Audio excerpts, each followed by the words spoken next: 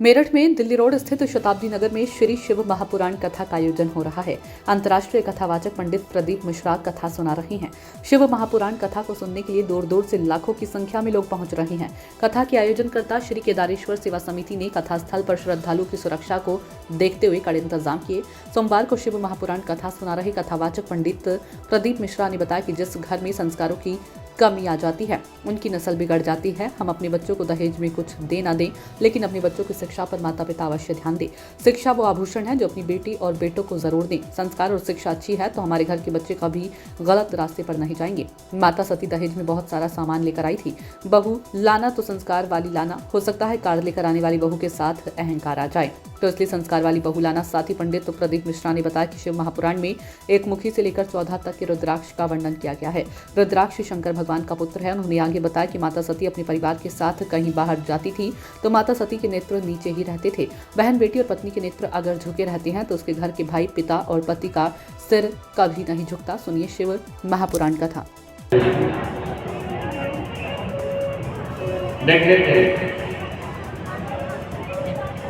और बड़े आनंद में विराजमान थे तभी माँ जगत जननी भगवान शंकर के पास में आती है, उनके नेत्रों को अपने हाथों से बंद करती है।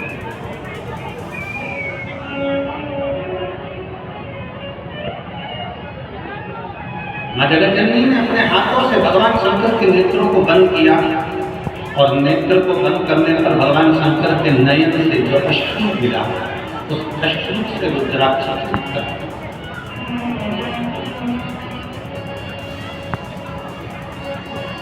अब यहाँ पर यह वर्णन नहीं आया कि अश्रु से एक मुखी रुद्राक्ष हुआ, कि अश्रु से 2 मुखी रुद्राक्ष हुआ, कि अश्रु से 3 मुखी रुद्राक्ष हुआ, कि 4 मुखी हुआ, कि 14 मुखी हुआ, कि 21 मुखी हुआ। माता ने हाथ का स्पर्श किया, नेत्र बंद हुए, अश्रु नीचे गिरा, उससे रुद्राक्ष उत्पन्न हुआ। शंकर भगवान का पुत्र है रुद्राक्ष, शंकर भगवान का स्वरूप है रुद्राक्ष, शंकर भगवान का प्रतिबिंब है रुद्राक्ष। इसलिए शिव महापुराण की कथा करती है तो पंचाक्षर मंत्र नमः शिवाय, षडाक्षर मंत्र ओम नमः शिवाय, श्री शिवाय नमस्तुभ्यम और रुद्राक्ष, ये वो हैं जिनका एक स्पर्श मात्र, जिनको नजदीक में रखा जाए तो जीवन का एक सुख अपने आप उसके करीब में आता है। मात्र वो कहेंगे जो सही हो वो करूँगा। और देखिया संसार हमने सब मतलब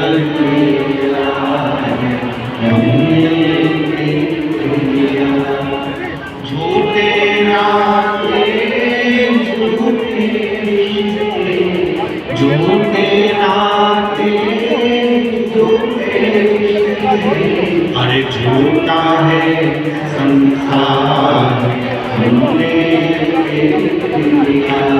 सब मतलब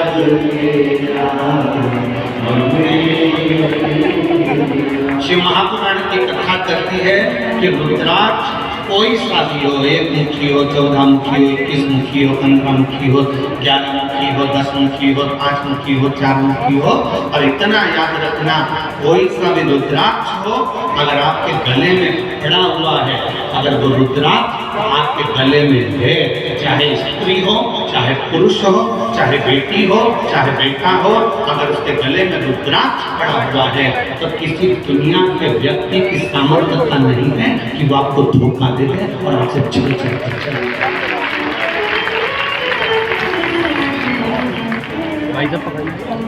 किसी की सामर्थ्यता नहीं है कि वो आपके सामने छल कर जाकर रुद्राक्ष है।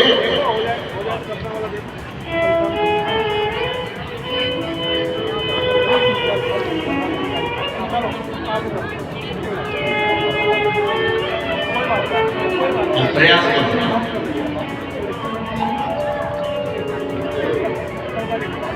जितना समय मिलता है ना उतना समय अपने बच्चों को संस्कार देने में भी लगाया, थोड़ा थोड़ा तन मन और धन, ये 3 अगर ठाकुर में नहीं लगते, ठाकुर मतलब जानते हो ना, हमारे आगे बैठे हैं लड्डू गोपाल जी, ठाकुर जी, शंकर जी, भोलेनाथ जी, राम जी, ये सब तन, फिर से बोलो, तुम लोग बोलो क्या कहती है, तन मन और धन, ये तीन ठाकुर में नहीं लगते तो ठेके पे लग जाए। क्या क्या की जम के बोलो जरा, तन मन और धन अगर भगवान में नहीं लगते, ठाकुर में नहीं लगते तो ठेके पे लग जाते हैं। इसलिए अपने तन को भी परमात्मा में लगाओ और मन को भी परमात्मा में लगाओ, और थोड़ा धन हो तो उसको भी परमात्मा में लगाओ। तो गलत ये गलत जगह पर नहीं पहुंचो। और याद रखना, अगर घर के बच्चे तुम्हारे गलत संगति में जा रहे हैं, कहीं ठेके तक पहुंच रहे हैं, मदिरा की दुकान तक पहुंच रहे हैं, गलत व्यसन तक पहुंच रहे हैं, समझ लेना कि कहीं ना कहीं हमारी चूक हो रही है।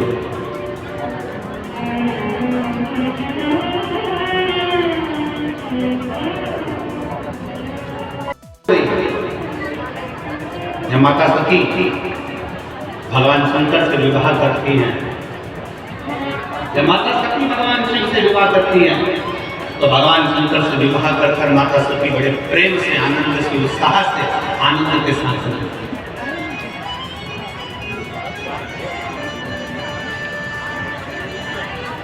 बड़ी उमंगता में माता सती रहती है, बड़ी उमंगता।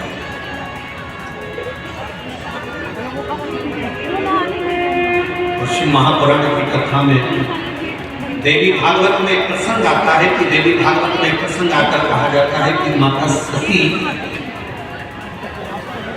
अगर अपने परिवार के साथ भी अगर कहीं बाहर निकल कर जाती थी तो माता सती के नेत्र नीचे की नीचे की,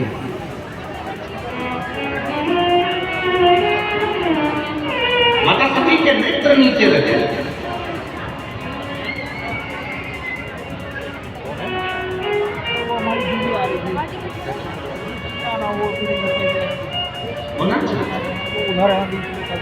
बहन, बेटी और पत्नी के नेत्र अगर झुके रहते हैं, बहन, बेटी और पत्नी के नेत्र अगर झुके हैं तो उसके घर के भाई, बाप और पति का सिर कभी नहीं झुक चुका है। अगर बहन, बेटी और मां, पत्नी के नेत्र झुके हुए हैं, बाजार में निकल कर जा रहे हो, सब जा रहे हो, आपके नेत्र अगर झुके हुए हैं, बहन का नेत्र नीचे है, बेटी का नेत्र नीचे है, पत्नी का नेत्र नीचे है, तो उस घर के भाई को, उस घर के पिता को और उस घर के पति को कभी माथा नीचा नहीं करना पड़ता, छाती तान कर चलता है। उसको मालूम है मेरी बेटी, उसको मालूम है मेरी बेटी है, उसको मालूम है मेरा परिवार है, उसको मालूम है कि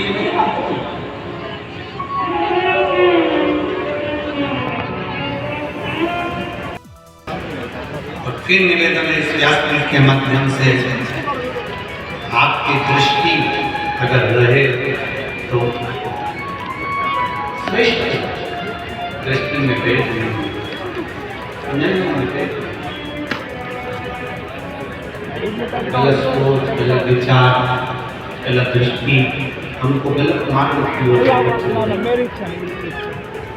और फिर वही दुख, वही तकलीफ है हमारे जीवन में। वह क्या बिंदु और चंचुला की कथा कला कर श्रवण करी और भगवान ईश्वर की और गौरा जी की कथा के यजमान बने शंकर पार्वती, उनकी कथा के यजमान। किसकी गलती?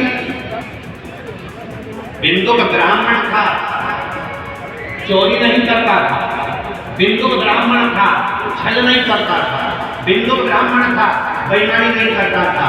केवल चंचुला देवी ऐसी आई और वो चंचुला देवी ने कहा कि हमारे घर में मैं विवाह करता रही हूँ, क्या है हमारे घर में कुछ भी नहीं, हमारे घर में वैभव नहीं, हमारे घर में धन नहीं, पति को उसने चोरी में लगा दिया, कहीं से भी लाओ, कहीं से भी लाओ, और ला मुझे चाहिए।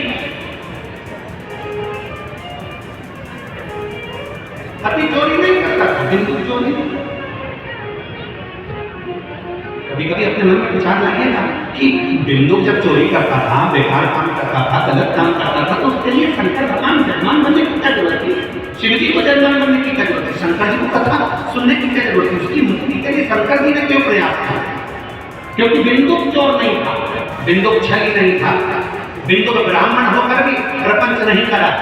और पत्नी चंचुल आई और चंचुल ने कह दिया तुम्हारे यहाँ धन नहीं है, तुम्हारे यहाँ वैभव नहीं है, तुम्हारे यहाँ दौलत नहीं है, जाओ कहीं से मिला।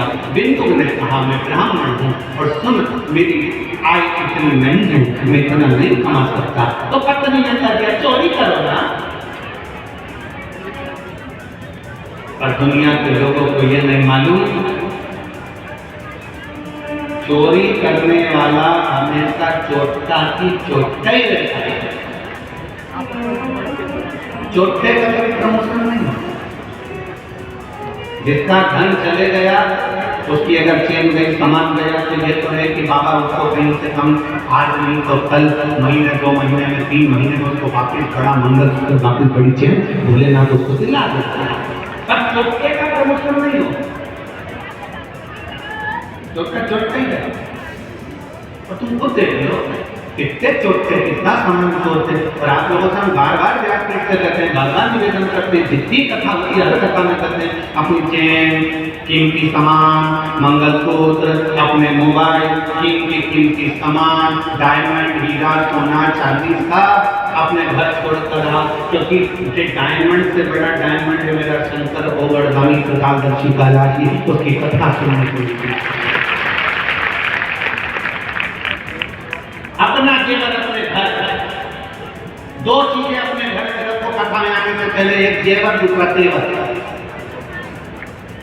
तुम कितने बड़े भी कुछ भी हो, अपने घर के हो, या तेवर की कथी का कथा में आने पर तुम जानते नहीं हो, बोल रहा हूं अभी आगे बढ़ने की व्यवस्था कर रहा था। तो जेवर और तेवर दोनों घर में। क्यों महापुराण की कथा में जेवर की जरूरत है? जम के बोलते ना तेवर की जरूरत है। तुम्हारी टेक्नोलॉजी किसी से है, हमारी टेक्नोलॉजी उससे है जो संसार में रहता है, सीधा उससे सीधी पहचान।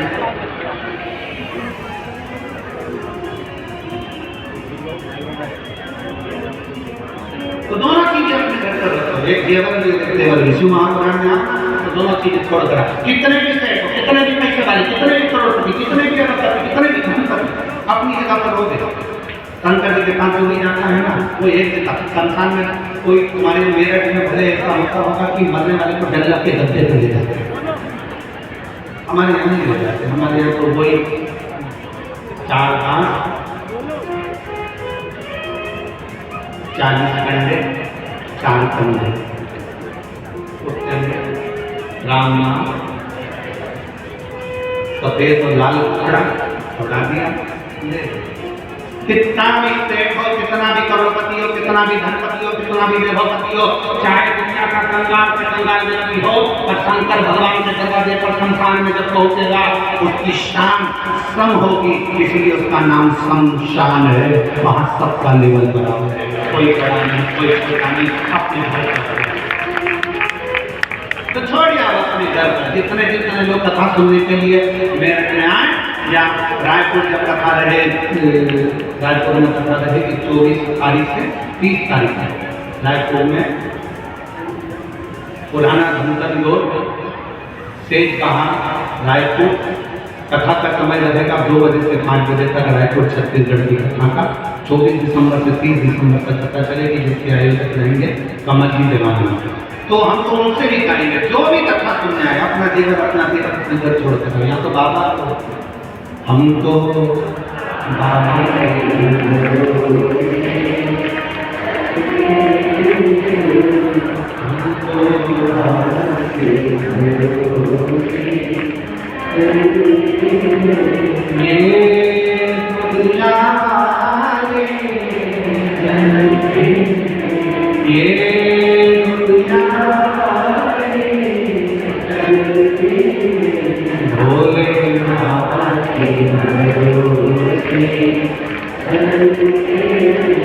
शंभो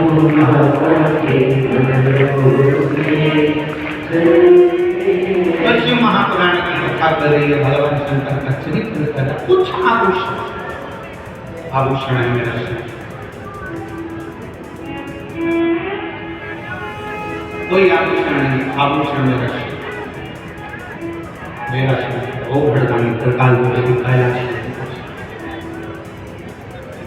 नेत्र बंद करें माने, रुद्राक्ष प्रकट हुआ। रुद्राक्ष कोई साधारण नहीं, रुद्राक्ष शिव का एक अंश स्वरूप है, अंश।